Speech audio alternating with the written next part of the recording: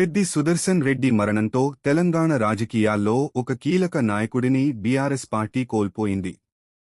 ప్రజలతో సన్నిహితంగా మెలుగుతూ నర్సంపేట నియోజకవర్గ అభివృద్ధికి కృషి చేసిన నాయకుడిగా ఆయనకు మంచి గుర్తింపు ఉంది.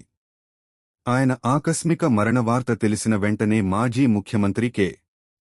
చంద్రశేఖర్ రావు సహా పలువురు బీఆర్ఎస్ నేతలు, వివిధ రాజకీయ పార్టీల నాయకులు, అభిమానులు మరియు కార్యకర్తలు తీవ్ర దిగ్భ్రాంతి వ్యక్తం చేస్తూ తమ సంతాపాన్ని తెలియజేశారు.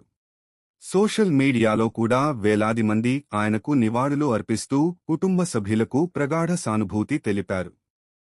నల్లబెల్లిలోని ఆయన స్వగ్రామానికి పెద్ద సంఖ్యలో ప్రజలు చేరుకుని చివరి చూపు కోసం వేచి ఉన్నారు.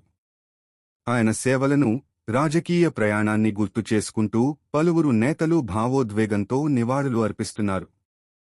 ఆయన మరణం నర్సంపేట నియోజకవర్గ ప్రజలకు, బీఆర్ఎస్ పార్టీకి తీరని లోటుగా మిగిలిపోతుందని రాజకీయ విశ్లేషకులు అభిప్రాయపడుతున్నారు.